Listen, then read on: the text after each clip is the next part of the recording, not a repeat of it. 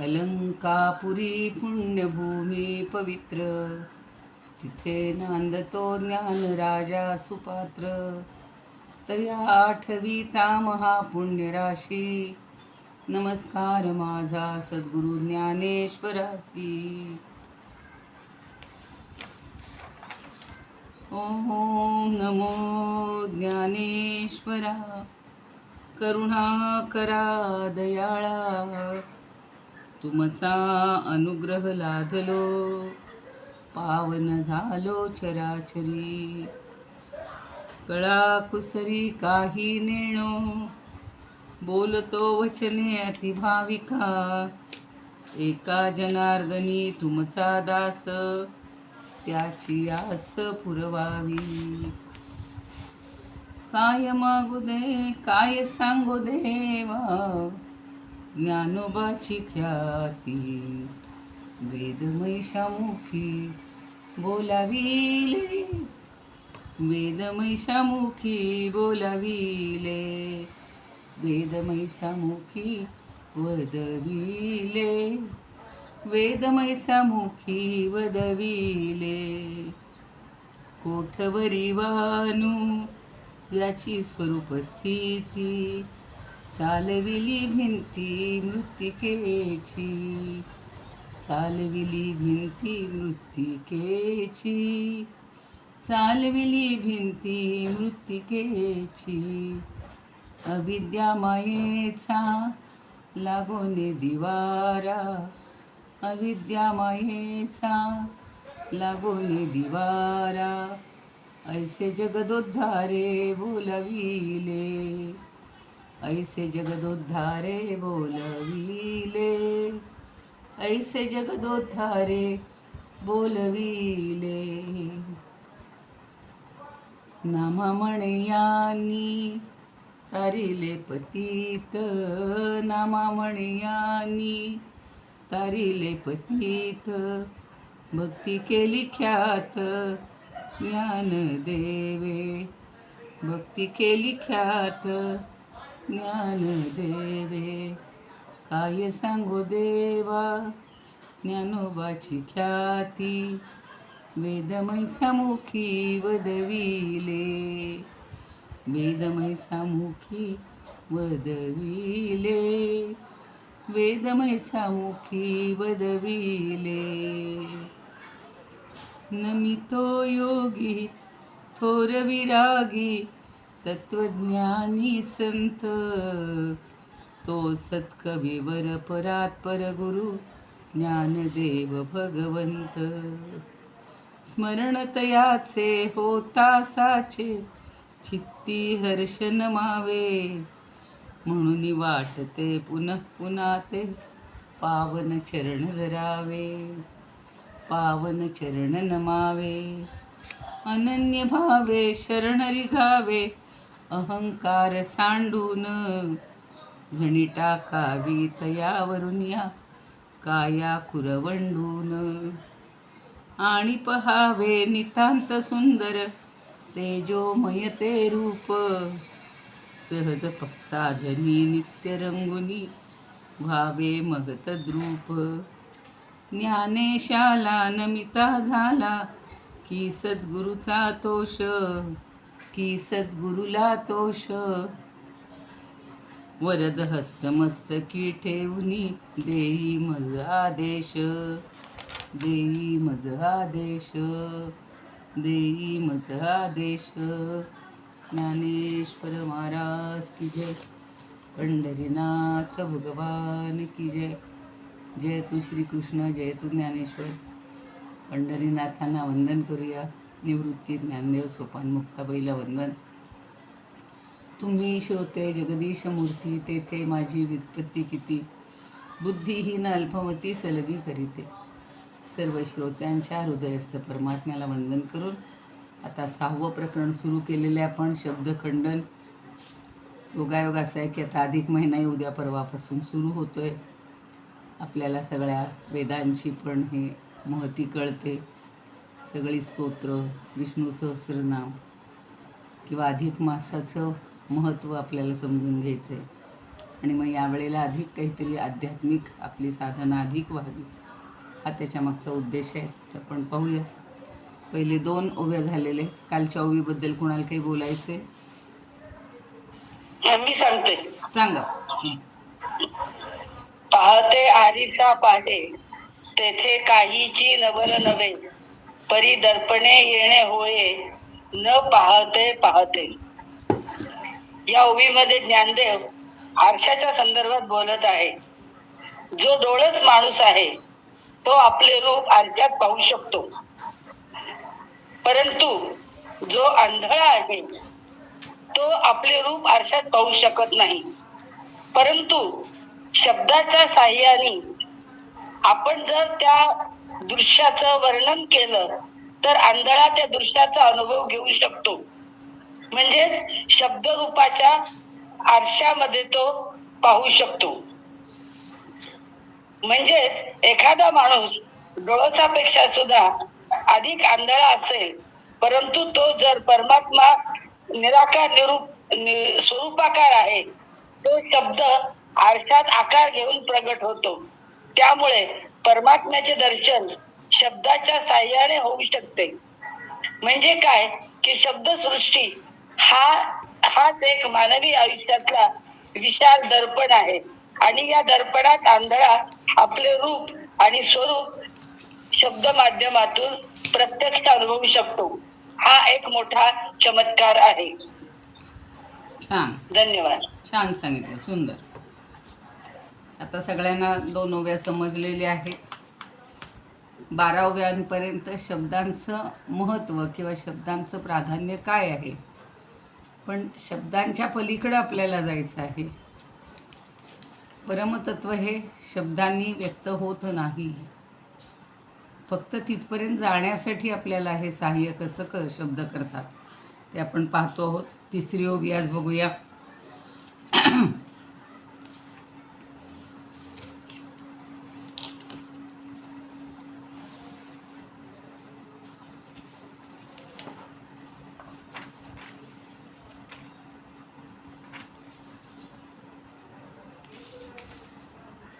वडिला अव्यक्ताची वंशा, उद्योत करू सूर्य जैसा, येणे एके गुणाकाशा अंबरत्व.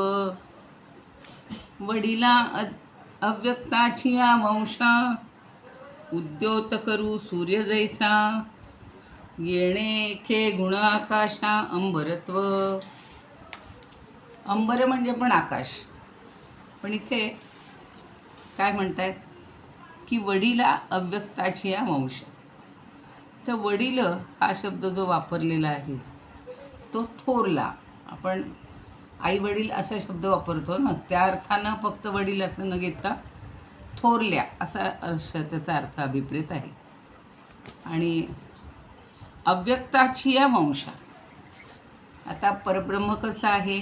अव्यक्त आहे, नामरूपास न आलेल्या, किंवा सर्वात प्रथम म्हणजे सर्वात प्रथमपासून ज्याचं अस्तित्व आहे, जे अव्यक्त आहे. आता सगळ्यात प्रथम निर्माण काय झाली? तर माया किंवा प्रकृती. म्हणूनही तिला असा हे म्हटलेलं आहे, उद्देशून म्हटलेलं आहे की नामरूपास आलेल्या किंवा सर्वात प्रथम अस्तित्वात आलेल्या या अव्यक्त प्रकृतीपासून उत्पन्न झालेल्या या कार्यसृष्टीला, म्हणून त्यांनी म्हणलं आहे अव्यक्ताची वंशा. अव्यक्ताच्या वंशात परमात्मतत्व कसं आहे? अव्यक्त आहे, पण त्याच्या वंशात वडिला म्हणजे थोर किंवा आधी जन्माला आलेलं. उद्योतकारू सूर्य कैसा. तर सूर्य कसा आहे? तर उद्योतकारू म्हणजे प्रकाशक. उद्योत म्हणजे प्रकाश, उद्योतकारू म्हणजे प्रकाश करणारा, अर्थात प्रकाशक. तो उद्योतकारू सूर्य जैसा,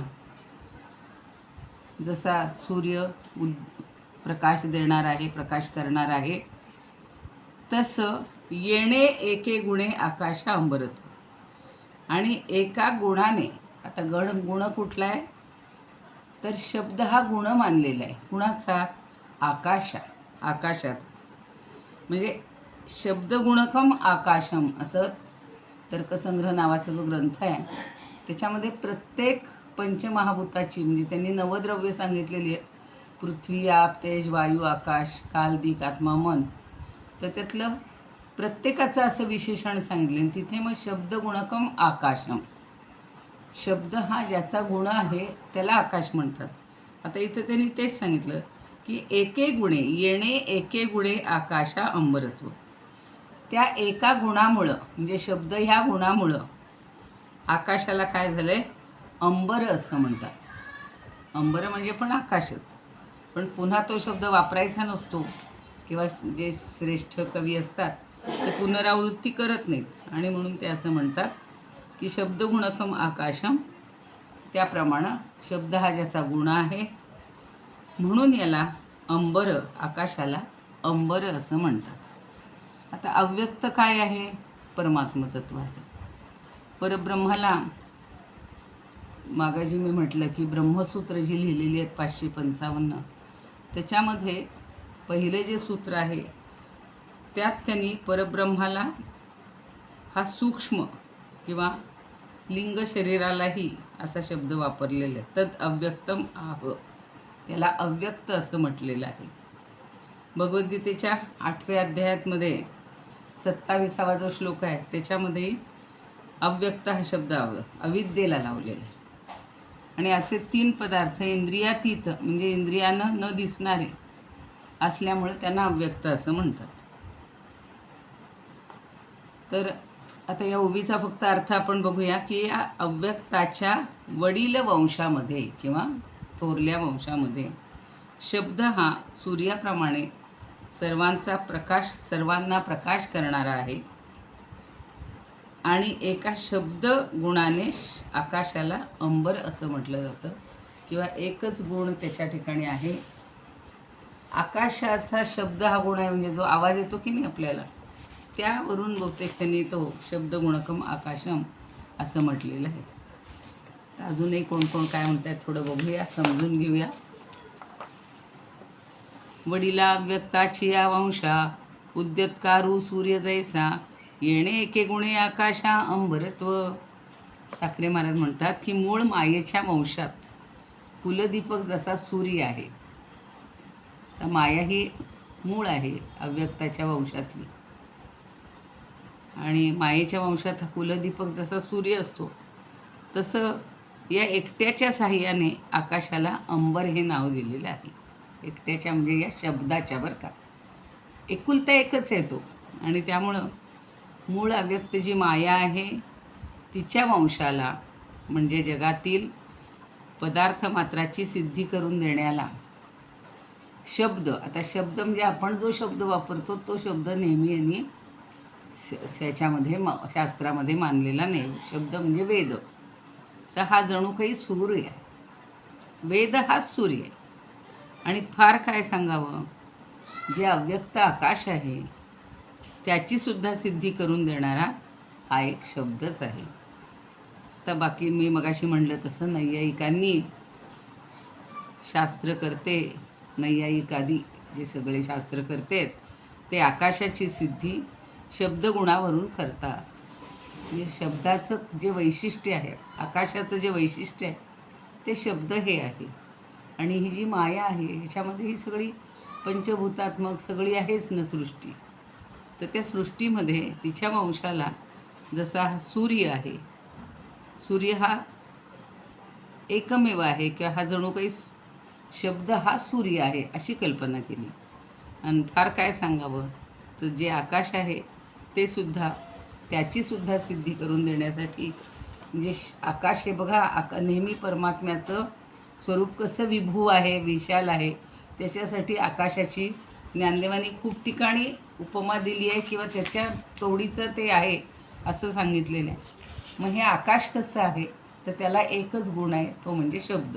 एवढं आपण लक्षात ठेवायचं. पुन्हा लक्षात घ्या की आपल्या वडील अव्यक्त तत्वाच्या वंशात शब्द हा जणू मोठ्या प्रकाशमय सूर्यासारखा आहे किंवा शब्द हाच जणू सूर्य आहे आणि एकाच या शब्दगुणानं आकाशाला अंबर हे नाव पडलेलं आहे. आता जगातील प्रत्येक पदार्थाचं ज्ञान होण्यासाठी मागं मी म्हटलं तसं 6 प्रमाणं मानलेली आहेत आणि 6 प्रमाणापासून 6 प्रमा म्हणजे ज्ञान होत असतं आणि 7वी एक प्रमा आहे ती पंचज्ञानेंद्रियांनी म्हणजे दुसरी एक रीत आहे आणि पंचज्ञानेंद्रियांनी होणाऱ्या 5 प्रत्यक्ष, 6वी ब्रह्माची शाब्दी प्रत्यक्षता आणि 7वी सुखदुःखाची सहज प्रत्यक्षता. 7 प्रकारे आपल्याला ज्ञान होतं असं इथेही म्हणतायत. 5 ज्ञानेंद्रियांनी होणारं एक ज्ञान. आत्ता सांगतात तसं ब्रह्माचं शब्दामुळं होणारं प्रत्यक्ष, शाब्दी प्रत्यक्षता. आता शब्दातून जे जे काही सांगतात त्याच्यातून होणारं ज्ञान. आणि 7वी जी आहे ती आहे सुखदुःखाची सहज प्रत्यक्षता. आपण सुखदुःख सगळं अनुभवत असतो आणि त्यामुळं सुखदुःखाप्रमाणेच ब्रह्माची सुद्धा सहज प्रत्यक्षता मानलेली आहे. कारण का की सुरुवातीला आपण पाहिले सुखम ब्रह्म, सुख म्हणजेच ब्रह्म आहे आणि दुःख म्हणजे माया आहे. सुख दुःख हे जे 2 शब्द येतात हे दोघांना लावले जातात. ब्रह्माच्या ठिकाणी दुःखाचा लवलेशही नाही आहे, नावही नाही काढायचं, पण ती मायेच्या ठिकाणी आहे. मायेमध्ये आपण गुंतलेलो आहे. आपण सहजसुद्धा व्यवहारात माया हा तत्त्वज्ञानातला शब्द जरी नाही वापरला किंवा तो माहिती नसला तरी प्रत्येकजण म्हणतो की ही माया आड येते. आपल्याला एकमेकांवर जे प्रेम असतं, जवळीकता असते, त्याच्यासाठी माया हा शब्द आपण वापरत असतो आणि मायेच्या भोवऱ्यात सापडलो किंवा मायेमुळं सगळं घडतं आणि मग त्याच्यामुळं दुःख पण जे प्राप्त होतं ते आता तुम्ही ज्यांनी कोणी दासबोधाचं विवेचन ऐकलं असेल, ब कड सगळे सगुण परीक्षा ते संपलेले आहेत समास. रेखा तोरूंनी आपल्यापैकी छान असं सांगितलं तेच की दुःखाला माणसाला लिमिटच नाही आहे. एकामागून एक नवीन प्रयोग करतो, नवीन सुख शोधण्याचा प्रयत्न करतो, पुन्हा त्या गर्तेत अडकतो, नवीन दुःख निर्माण होतात आणि म्हणून दुःख म्हणजे माया आहे. पण दुःख नको म्हणजे माया नको आणि सुख पाहिजे म्हणजे ब्रह्म पाहिजे. अर्थात सुखदुःख कळण्याकरता काही लागत नाही, ब्रह्म कळण्याकरता सुद्धा काही लागत नाही. म्हणून मनुष्य काय करतो, म्हणून सुखदुःख जसं सहज आहे, प्रत्यक्ष आहे, तसं ब्रह्मसुद्धा प्रत्यक्ष आहे असं म्हणतात. पण प्रत्यक्ष म्हणजे आपल्या डोळ्यांनी दिसत नाही, त्यात थोडा भेद आहे. तो असा की सुखदुःख हे साक्षी भास्य आहे. सुखदुःख हे साक्षी असतं आपल्या सुखाशी. सुख हे आपल्या साक्षी असतं, दुःख पण तसंच असतं. आणि ज्या वस्तूला साक्षी भास्यता आहे त्याला प्रमाणजन्यता नसते. म्हणून सुखदुःखाला प्रमाणजन्यता नाही. प्रमाण कुठलंच त्याला प्रमाणातून ते सिद्ध करता येत नाही. सुख म्हणजे ब्रह्म आणि दुःख म्हणजे माया, आपण एवढंच लक्षात ठेवूया. आणि हे आपल्याला माहिती नाही म्हणून शब्दानं सांगावं लागतंय. अर्थात ब्रह्मज्ञानाला प्रमाणजन्यता आहे असं ते मानतात. ब्रह्मज्ञानासाठी आपल्याला कुठलंही प्रमाण खरं उपयोगी नाही, पण शब्दाने ब्रह्माचं प्रत्यक्ष ज्ञान होतं. ब्रह्म प्रत्यक्षच आहे, पण ब्रह्माचे प्रत्यक्ष ज्ञान नाही. त्याला शास्त्रामध्ये विषयगत प्रत्यक्ष असं म्हटलेलं आहे आणि ज्ञानगत प्रत्यक्ष नाही असं म्हणतात. आता घट पट हे सगळे जे पदार्थ आहेत हे जड आहेत आणि त्यामुळं त्यांचं विषयगत ज्ञान होतं. आपल्याला घटाचं प्रत्यक्ष ज्ञान होताना आपल्याला लक्षात येतं की घट हा निरनिराळ्या कारणासाठी वापरता येतो. आणि ज्ञानगत जर प्रत्यक्ष करून घ्यायचं झालं तर परब्रह्म हे स्वयंप्रकाश आहे. त्यामुळं त्याला कुठल्याही बाकी अनुमान किंवा प्रत्यक्ष ह्या कुठल्याही प्रमाणांची तशी उपयोग नाही. तर ते ज्ञानाने मिळणार आहे. ज्ञानगत प्रत्यक्ष की ज्ञानगत प्रत्यक्ष करून घ्यावं लागतं आणि तेही ह्या शब्दप्रमाणाने. शब्द म्हणजेच वेदाच्या साह्याने. म्हणून त्याला शाब्दी प्रमा असंही म्हटलेलं आहे. आता हे धूत महाराजांनी बरंच त्याच्यावर विवरण केलेलं आहे. आणि सगळ्यात वडील अव्यक्त कोण आहे तर ती माया, ज्याला आपण अविद्या म्हणतो, माया म्हणतो, प्रकृती म्हणतो. आणि ती सगळ्यात वडील म्हणजे थोर आहे बरं का. नाही तर तुम्ही म्हणाल आई वडील आणि त्यातले वडील माया कशी काय, तसं नाही, मगाशी सांगितलं मी. आणि सृष्टीमध्ये एकापेक्षा एक वडील आहेत. पृथ्वीपेक्षा जल, ज्याच्यातनं जे निर्माण झालं ते आपल्याला महाभूतांची प्रक्रिया माहिती आहे. म्हणून पृथ्वीपेक्षा जल जड आहे, जलापेक्षा अग्नी थोर आहे किंवा अग्नी जड मोठा आहे, वडील म्हणू आपण. आणि अग्नीपेक्षा वायू वडील आहे, आणि वायूपेक्षा आकाश. म्हणून आकाशात वायुसंभूता वगैरे सगळी उपनिषदांमध्ये ती प्रक्रिया सांगितलेली आहे. आणि आकाशापेक्षा सुद्धा वडील कोण आहे तर अविद्या, माया. आणि या अविद्येचा प्रथमचा मुलगा आहे आकाश. म्हणजे अविद्येतून ही निर्मिती झालेली. शब्द हा आकाशाचा गुण आहे. हे पुन्हा पुन्हा का सांगतायत की आपल्या डोक्यातनं निघून गेलेलं असतं. पंचमहाभूतांची निर्मिती, सृष्टीची निर्मिती कशी झाली, ती कुणामुळं झालं. परब्रह्म तर काहीच करत नाही आहे, पण त्यानं मायेच्या साह्यानं हे सगळं निर्माण केलेलं आहे. आणि अविद्येच्या कुळात हा शब्द म्हणजे कुलदीपक जन्माला आलेला आकाशाचा गुण. सूर्याप्रमाणे आकाशात जसा सूर्य शोभतो तसं शब्दगुणामुळं आकाश शोभतो. आकाश निरभ्र आहे, व्यापलेला आहे, पण शब्द हा त्याचा गुण मानलेला आहे. तसा पृथ्वीचा गंध हा गुण मानलेला आहे. तत्र गंधवती पृथ्वी असं म्हणलेलं आहे. आपल्याला आत्ता त्याची गरज नाही आहे, पण मला आपलं त्या तर्कसंग्रह अन्नम भट्ट किंवा जे नैयायिकांनी ही सगळी मानलेली आहेत ते, म्हणजे पृथ्वी ही गंधवती आहे, आकाश हे आकाशाचा शब्द हा गुण आहे. मग वायूचं काय आहे तर शीतलता, पाण्याचं काय आहे तर द्रवत्व, किंवा शीतवत्य आप, हा आपसुद्धा शीतल, मुळाचा पाण्याचा गुण हा शीतच असतो. जाऊ द्या, आपण जास्त नको जायला. तर इथे आकाशात जसा सूर्य शोभून दिसतो तसंच शब्दगुणामुळं आकाश शोभून दिसतं. आणि शब्द हा जणू काही कुलदीपक आहे. छान कल्पना केलेली बघ. आता कुलदीपक म्हणजे काय की पूर्वी ज्या कुळाची काही ख्याती नसते, प्रसिद्धी नसते, पण एखादा मुलगा, भाग्यशाली मुलगा जर जन्माला आला आणि त्यानं जर चांगलं काही कर्तव्य केलं, त्या कुळामध्ये एखादं चांगलं कर्तव्य किंवा चांगली कामगिरी बजावली तर त्या कुळाला प्रसिद्धी मिळते. तसं या कुलदीपकाचं लक्षण आहे. आणि म्हणून काही मुलं जन्माला आली की सगळ्या कुळाची, मगाशी सांगितलं तसं, राखरांगोळी करणारी पण असतात. आणि एखादा मुलगा मात्र कुळाचा उद्धार करतो. आणि जे राखरांगोळी करतात त्यांना कुलांगार म्हणतात. अंगार म्हणजे निखारे. अविद्येच्या वंशात शब्द हा कुलांगार नसून कुलदीपक सुपुत्र जन्माला आले. म्हणून 25व्या पंचविषयामध्ये शब्द, स्पर्श, रूप, रसगंध हे चांगले नाहीत, फक्त शब्द हा एक चांगला गुण मानलेला. आणि शब्दगुणामुळंच आकाशाची सिद्धी झाली. एरवी आकाशाची सिद्धी झालीच नसती. जे शब्दाचा बाप आकाश आहे हे कळलंच नसतं. एवढं शब्दाचं महत्त्व सांगितलेलं आहे. आपल्याला फक्त शब्दगुणकम आकाशम एवढं माहिती आहे सगळ्यांना. आता मनुष्यानं कितीही ग्रंथ वाचू, पुष्कळ ग्रंथ वाचू नयेत म्हणतात. एका शब्दात काम व्हावं. जसं लग्न झाल्यानंतर संसाराला आरंभ झाला की चटकन त्या बाईला लेकरू व्हावं. पुष्कळ नवस करून नंतर मुलगा होण्यात काही महत्त्व नसतं. लगेच ती गर्भवती राहिली की सगळे सासर माहेर सगळे शेजारी पाजारी खुश होत असतात.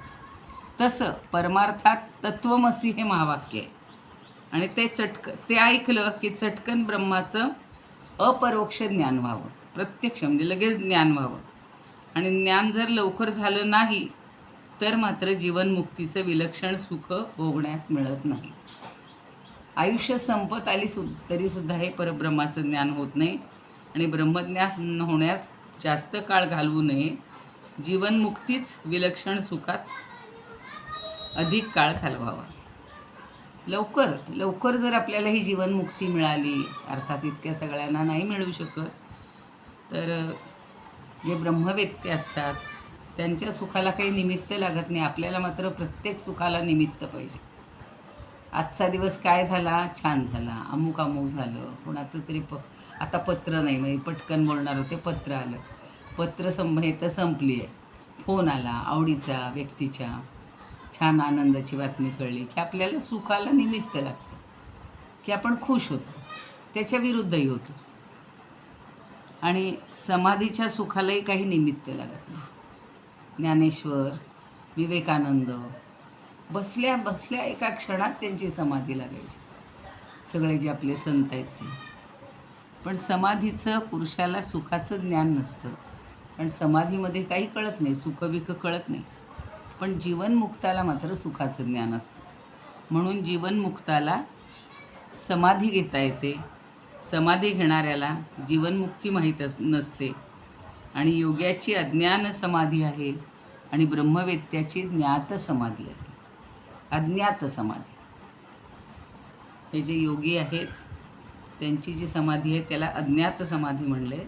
आणि ब्रह्मवेत्ते जे आहे, ज्यांनी ब्रह्म जाणलं आहे, त्याची ज्ञात समाधी असते. म्हणजे जाणून ते ज्ञान झाल्यानंतर लागलेली समाधी असते. तेव्हा निळा म्हणे स्वरूपसिद्धी नित्यसमाधी हरिनामे. जे आपले सगळे साधे वारकरी आहेत, बिचारे अज्ञानी असतील, पण त्यांना मात्र हरिपाठ म्हणताना किंवा नित्य हरिनाम म्हणत असताना त्यांना ती समाधी लागत असते.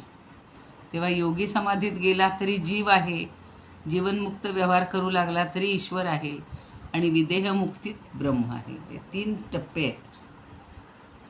योगी जे आहेत ते समाधीत जातात, पण जीव ही अवस्था शिल्लक राहते. जे जीवनमुक्त असतात ते व्यवहार करू लागले तरी ईश्वर ते मानत असतात, ईश्वराचं अस्तित्व त्यांच्या ठिकाणी असतं. पण विदेहमुक्ती, जनक राजा दोन्ही होता, विदेहमुक्त पण होता, तर त्याला फक्त ब्रह्माचं ज्ञान. म्हणून जनक राजाकडे शुकदेव किती वेळा तरी आलेले आहेत. शुकदेवांनी म्हणजे शुकदेवांना वाटत असतं की हा राजा आहे, एवढं सगळं हे करतोय, काय याच्याकडून मला मिळणार आहे. पण त्यांनी त्यांना सगळं ब्रह्मज्ञान दिलेलं आहे. म्हणून काल जे सांगितलं तसं ब्रह्मात काही नाही, केवळ सुख आहे. ब्रह्म इज इक्वल टू सुख. जीवनमुक्तीत सुखाचा व्यवहार आहे. आणि एकदम ब्रह्मदशेत जाता येत नाही, म्हणून प्रथम जीवनमुक्ती म्हणजे ईश्वरासारखं होणं. ईश्वरात सुखाचा व्यवहार आहे तसा त्याचा असतो. आता याच्यावर काही प्रश्न विचारलेले की ईश्वर सृष्टी निर्माण करतो तशी जीवनमुक्ताला सृष्टी निर्माण करता येते का. तर त्याच्यावर असं उत्तर दिलं आहे की होय, स्वप्नसृष्टी आपणच निर्माण करतो आणि जीवनमुक्त पुरुषाला सर्व स्वप्नावस्थाच आहे, म्हणून सृष्टी जीवाने निर्माण केली म्हणणारा दृष्टीसृष्टीवादाचा पक्ष फार श्रेष्ठ आहे. आपण स्वप्नसृष्टी निर्माण करतो, रोज आपल्याला मनी चिंततो मनी वसे ते स्वप्नी दिसे. रोज दिवसभर जे काही व्यवहार होतात त्याच्यावर आपल्याला रात्रीची स्वप्न पडतात. म्हणजे जणू काही ती स्वप्नसृष्टी आपणच निर्माण करत असतो. आणि ही जीवनमुक्त पुरुषाला म्हणजे जीवनमुक्त माणूस आहे जनक महाराजांसारखा, त्याला हे सगळं दृश्य जगसुद्धा जे आहे ते स्वप्नवत असतं. ते त्याच्यात गुंततो. आपण का स्वप्न खरं मानतो का? नाही मानत. पण त्यांना हे जग आहे, हा जो व्यवहार आहे, जीवन व्यवहार आहे, तो सगळा स्वप्नवत वाटत असतो.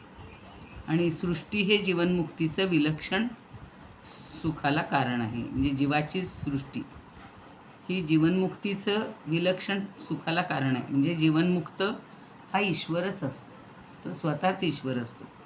तुकाराम महाराज, ज्ञानेश्वर महाराज हे जे सगळे संत होऊन गेले ते म्हणायचे किंवा ते बोलत होते, हालचाल करत होते, म्हणून ब्रह्म नव्हते, पण गुंतलेले नव्हते, आवृत्त नव्हते, म्हणून जीवही नव्हते, ईश्वर होते. ईश्वर ब्रह्मरूप असतोच. आता पुन्हा शंका विचारली की जीवनमुक्त ईश्वर असेल तर त्याला सर्वज्ञता कशी असते किंवा असते का. तर त्यांनी म्हटलेलं आहे की हा जो कशातही न अडकलेला, त्याला अनावृत्त शब्द वापरलेला. अनावृत्त एवढ्या अंशात तो ईश्वरासारखाच असतो. सर्वज्ञता नसली म्हणजे तो ईश्वर नाही काय. जसे एखाद्या बाईचे नाकात नथ नसणे म्हणजे ती सुवासिनी नाही का, किंवा बाई नथीनं शोभते, तसं सर्वज्ञतेने ईश्वर शोभतो. जीवनमुक्त पुरुष होणार नाही किंवा पुरुष शोभणार नाही, पण अनावृत्त असतो. कदाचित अनावृत्त होऊन योगाभ्यास केला तर तोही सर्वत्र होऊ शकेल. ईश्वराला आवृत्त होता येणार नाही, पण जीवनमुक्ताला अनावृत्त होऊन योग सामर्थ्याने सर्वज्ञ होता येईल. खूप चर्चा केलेली आहे. आपण याच्यातून एवढंच लक्षात ठेवायचं की शब्द गुणकम आकाशम, शब्द हे आकाशाचं जणू काही अपत्य आहे, पुत्र आहे, आणि ही माया सगळी हे सगळं निर्माण करत असते. म्हणून तुकाराम महाराजांनी या आकाशाच्या पुष्पाबद्दल बोलले. आपण तव पुख पुष्प परिफळ दे जगद्रूप, शब्दमविते ते उमप कोण आहे. म्हणजे शब्द तर स्वतः आकाशाचं पुष्प आहे, पण ते आकाशपुष्प जगातील यच्चे यावत पदार्थांचं ज्ञान करून देत असल्यामुळं जगद्रूपी फळ देतं. आणि शब्दाने प्रतीत होत नाही असं जगात काय आहे. कारण आकाशापासून सगळं निर्माण झालं आणि पंचमहाभूतांची निर्मिती झाली, मग सगळी सृष्टी झाली. म्हणजेच ही माया हे कार्य करत असते आणि माया ही वडील आहे, थोर आहे असं त्यांनी सांगितलं. आता आपल्याला पुढची ओवी बघायची आहे, पण अजून संस्कृत आणि हे थोडं बघूया. सोपी रचना जी असेल ती समजून घेऊया. काल 2 झाल्या ओव्या आणि आज 3ऱ्यामध्येच थोडी सगळी तात्विक चर्चा आहे, पण त्याच्यातला भाव लक्षात ठेवायचा, बाकी सोडून द्यायचं. महदव्यक्त दशेस्मिन् नुदितः किमसौ रविः, अनेनैकगुणेनैव व्योम्नि व्योमत्वमागतम्. वडिला अव्यक्ताची या वंशा, ज्योत कारू सूर्य जैसा, येणे एके गुण आकाशा अंबरत्व. जी आपली ओवी आहे. तर महत अव्यक्त, या महत अव्यक्ताच्या वंशामध्ये म्हणजेच या मायेच्या वंशामध्ये हा जणू काही उगवलेला सूर्यच आहे. किमसौ न रवी, कि उदित हा सूर्यच आहे नाही का, म्हणजे सूर्यच आहे. आणि ह्या एका गुणामुळं अनेन एक गुणेने, याच्या या एका गुणामुळं, शब्द या गुणामुळं व्योमत्व मागतम, त्याला अंबरत्व म्हणजेच आकाशत्व प्राप्त झालेलं आहे. बाकी सगळ्यांचं प्रत्येकाचा गुण वेगळा सांगितला आहे, पण आकाशातून सगळं निर्माण झालं आणि म्हणून त्याला आकाशत्व हे प्राप्त झालं, किंवा त्याचा गुण हा शब्द हा गुण श्रेष्ठ ठरलेला आहे. आपल्याला हे काय म्हणतात बघूया. स्वरूपानंद.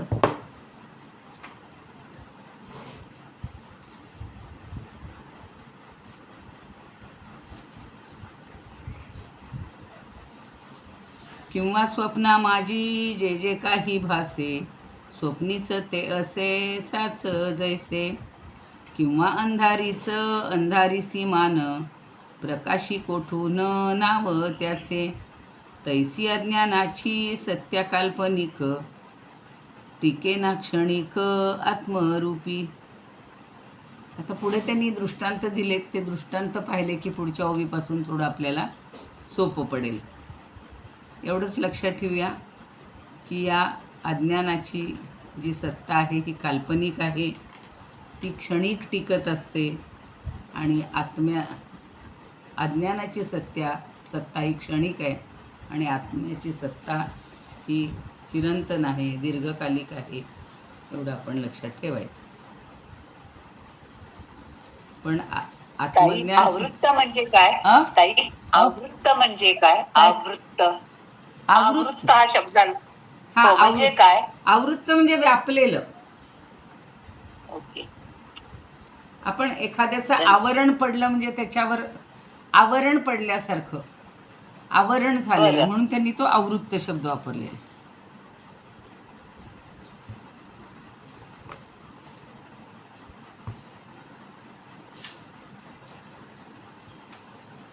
आपले V.A. कुलकर्णी थोडं सोप्या भाषेत सांगतात की अव्यक्ताच्या वंशात हा वडील म्हणजे मोठा पुत्र जन्माला, म्हणून काही सूर्य जन्माला आला, त्याने सारे कुळ उजळून टाकले. जसं आपण म्हणतो ना, चांगला पुत्र जन्माला आला की पुत्र व्हावायचा गोंडा, ज्याचा त्रिभुवने झेंडा. तर त्यानं सगळं कुळ उजळून टाकलं आणि एका गुणामुळं आकाशाला आकाशपण आलं. कारण शब्दगुणकम आकाशम अशी त्या आकाशाची व्याख्या केली जाते. आता पुढे ते पुन्हा ख पुष्प म्हणजे काय हे पुढच्या ओवीत अजून सांगणार आहे, स्पष्ट करणार आहे. तसं हे सुरुवातीला जरा असं आपल्याला तत्त्वज्ञान समजून घेणं सगळ्यांना सोपं नाही वाटणार, पण एवढंच लक्षात ठेवायचं की आकाशापासून बाकी सगळी सृष्टी निर्माण होत गेली. म्हणजे पृथ्वी, आप, तेज, वायू, आकाश हा म्हणजे जेव्हा संपतं, हे प्रलय जेव्हा होतो तेव्हा हा क्रम असतो. पृथ्वी, आप, तेज, वायू, आकाश. आणि निर्माण होताना त्याच्या विरुद्ध आकाश, वायू, तेज, आप आणि पृथ्वी अशी ती निर्मिती झालेली आहे. म्हणून आकाश हे थोरलं काय म्हणू आपण, अपत्य म्हणूया. आकाशाचं अपत्य हे शब्द आहे आणि आकाशापासून हे सगळं निर्माण झालं. आणि आकाशाचे वर्णन म्हणजे काय म्हणू आपण, या सगळ्याचं वर्णन हा शब्द करतो. शब्दापासून सगळ्याची निर्मिती झाली म्हणून त्या शब्दाला महत्त्व दिले. एवढंच आपण लक्षात ठेवू.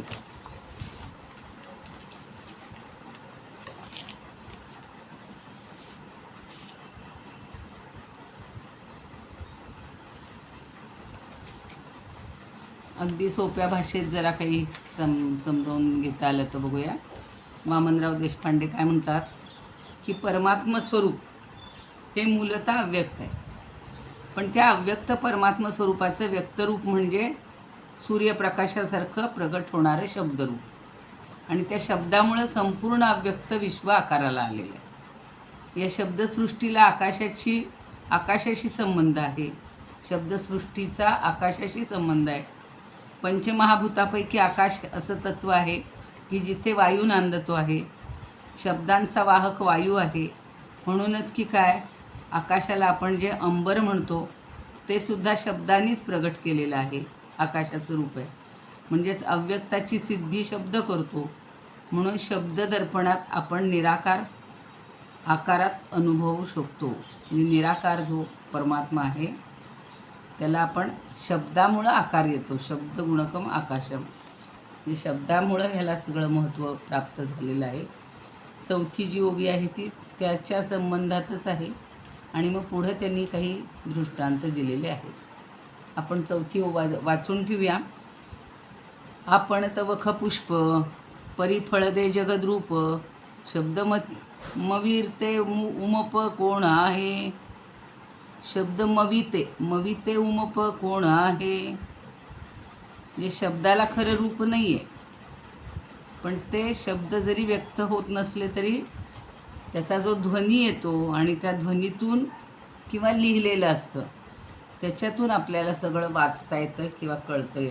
अशी आपण ओवी आता सोमवारपासूनच घ्यायचं का उद्या म्हणजे उद्या तर नाहीच, उद्या प्रवासातच आहे आम्ही. 17 तारखेला सुरू करायचं आहे आपण असं ठरवलं आहे ना. एक गंगेचा एक श्लोक घेऊया आज, सोपा गंगा स्तोत्रातला, आणि बाकीचे मग बघूया कसं. मला आता त्याचं नियोजन करावं लागेल. कालचे परवाचे 2 श्लोक सगळ्यांना चांगले जमायला लागलेले आहेत.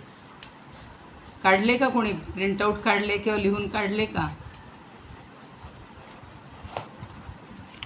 लिहिलाय ना. मग पहिले 2 म्हणता येत आहेत का बघा, ज्यांना येत असतील.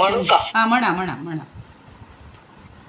देवी सुरेश्वरी भगवती गंगे त्रिभुवन तारिणी तरल तरंगे शंकर मौलिनी वासिनी विमले मम मतिरास्तांतव पद कमले. सुंदर.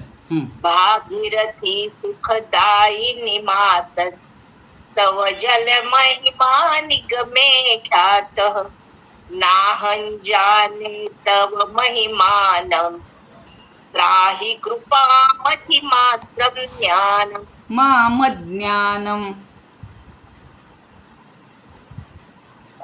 मामज्ञानं. म्हणजे तिथं संधी आहे. त्राहि कृपामयी मामज्ञानं. तिथं छोटासा संधी आहे. माम अज्ञानम. माम म्हणजे माझे. तर मामन म्हणायचं का? नाही, मामज्ञानम तो जोड आहे ना, तसाच म्हणायचा, सोडून नाही म्हणायचं. मामज्ञानम. नेहमी ज्ञान शब्दाच्या अगोदर द सारखा उच्चार येतो. मामज्ञानम. त्राही कृपामयी मामज्ञानम. अगदी छान, बरोबर. आता पुढचा घेऊया श्लोकाचा. बाकीच्याने कुणाला म्हणायचं असेल तर म्हणू शकता, म्हणजे थोडीशी प्रॅक्टिस करायची असेल तर.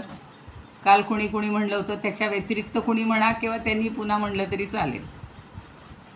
राजश्री ताईंनी आता चांगलं म्हणलं आहे.